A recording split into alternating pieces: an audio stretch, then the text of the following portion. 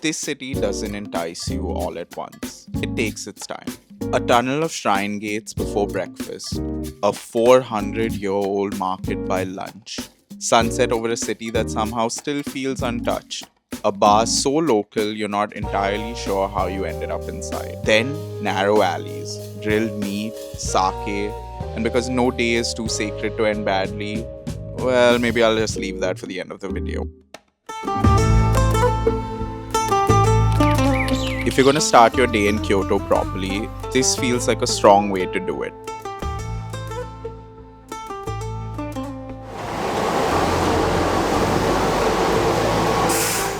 We started the day at Fushimi Inari, one of Kyoto's most famous shrines and the head shrine of Inari worship in Japan.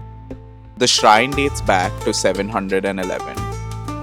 And Inari Okami is traditionally associated with rice, sake, agriculture, prosperity, and later business success too.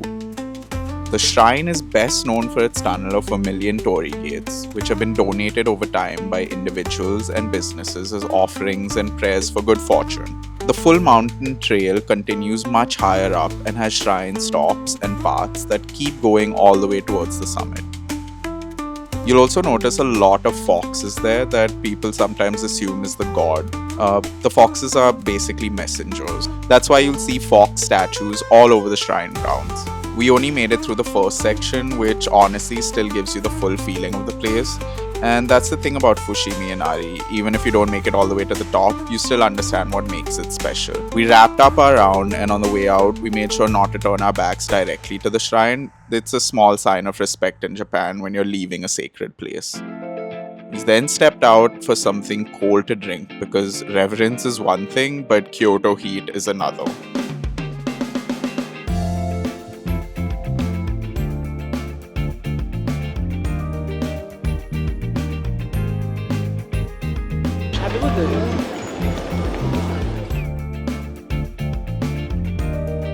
From stillness, we moved to snacks.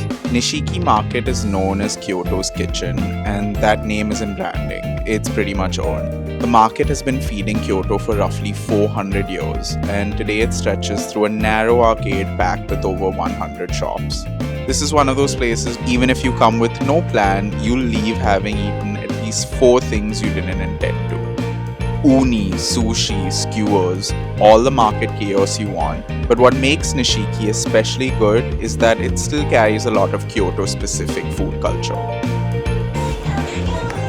Refreshing. Yeah. There's some caviar, there's a teriyaki, there's a wasabi, and then there's 2 spicy ones. Great start. Great start to our food for the Nishiki Market here in Kyoto. This is sea urchin, and this is the gonads, which is the most prized and delicate part of the sea urchin. It's absolute sea butter. I think it's better than marrow on some level. So good. And then I had a small personal side quest here, getting a hanko made. A hanko is basically a personal name seal, and in Japan it's used from everything from everyday confirmations to even more formal and legally recognized documents. It's such a small thing, but it's one of those travel moments I love. Not a major attraction, not a huge event, just a tiny personal detail from the day that somehow sticks. And quite a unique thing to take back home. Just got my own custom stamp made with my family name in kanji script. I'm super excited to use it everywhere now.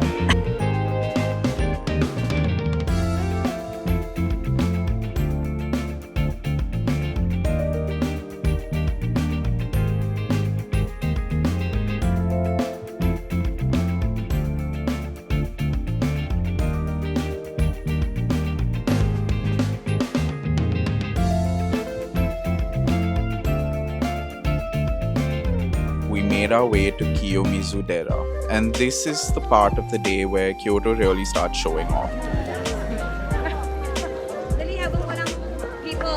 This place is over 1200 years old. It's one of Kyoto's most famous temples, and the current main hall is especially known for its huge wooden stage projecting out over the hillside.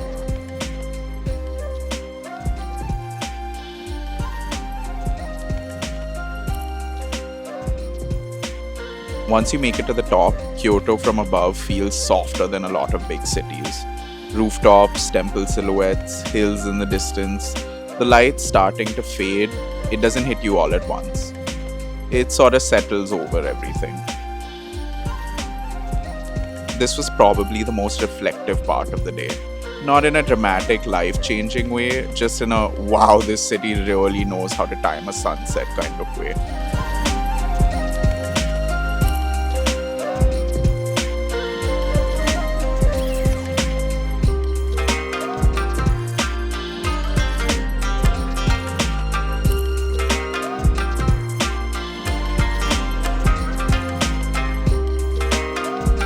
After that, we ended up in one of those places that makes a day feel properly memorable. A tiny local bar, no English spoken, run by one bartender, and exactly the sort of place you almost don't want to mention too loudly because the whole charm of it is that it still feels like it belongs to the local. The first thing that arrived was a compulsory little stew, which, if you've never done a small bar or izakaya in Japan before, can be slightly confusing until you learn about otoshi, which is a small compulsory appetizer. Then the real star, the pork cutlet sando. Japan is extremely good at taking something simple and making it feel weirdly precise.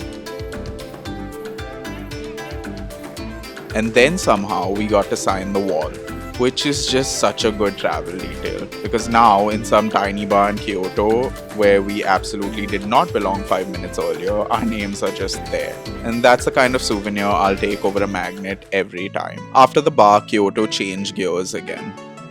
Night in this city feels completely different from the daytime version. Kyoto doesn't really do loud at night in the same way other cities do. Even when there are people around, there's still this calmness to it. Temples after dark feel less like places you visit and more like places you happen upon. And that's what I like about Kyoto. It doesn't always feel like it's trying to impress you. And then before the night properly carried on, we made a stop at Sushiro. If you want that classic conveyor belt sushi feeling in Japan, this is hard to beat. And fair warning, don't show up too hungry. Because this is exactly the kind of place where you tell yourself you'll keep it reasonable and then suddenly there's a leaning tower of pizza size stack of plates building up next to you. Fresh seafood, sushi belted right to your table. More than 100 menu items to choose from, and just enough momentum to make one more plate feel like a very sensible idea every single time. Honestly, what more could you ask for? Then came Pontocho, which is exactly the kind of Kyoto street you hope Kyoto has. Narrow alley, traditional wooden buildings, restaurants tucked in side by side, lantern lit. A little mystery, a little hunger, a very strong chance of ending up somewhere good. Pontocho is one of Kyoto's best known dining and nightlife areas, and it has long been associated with the city's evening culture and entertainment scene. It mostly sleeps through the day and comes alive at night, which honestly feels like the correct personality for a place like this. This is where the night shifted into dinner mode. Sushi, Japanese barbecue, sake, that whole slow burn evening energy where no one seems in a rush to go home. And that's the thing I've really liked about eating in Japan in general.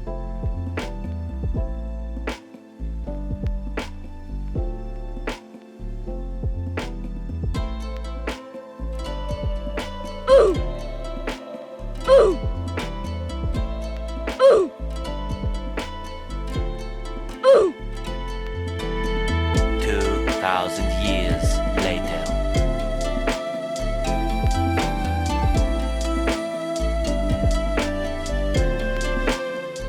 Even when a place is busy, it rarely feels chaotic in the wrong way. It still feels deliberate. Like everyone understands that if the food is good, the evening should probably take its time.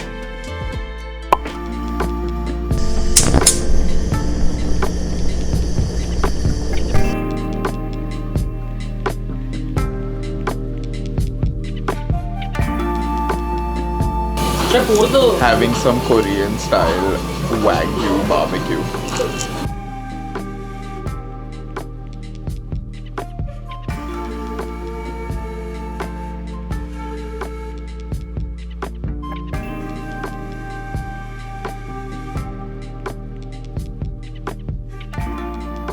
And then, after a full day of Kyoto doing what Kyoto does best, shrines, temples, hidden bars, sushi, sake, we ended the night somewhere a little less traditional. McDonald's. But in Japan, even that feels like a part of the experience. Because it's not just the usual menu. There are local staples, seasonal specials, and limited items that people genuinely look out for. Things like ebi nuggets, special teriyaki burgers, desserts, and rotating menu drops that make a late night McDonald's run here feel a lot more interesting than it probably should. It's still fast food, obviously, just fast food with a bit more personality. And after a day like this, it felt like the right kind of ending. Easy, familiar, and still somehow very Japan. After spending a day in Kyoto, it's easy to say that Kyoto doesn't ask for much. Just your time, your appetite, and the good sense to pay attention.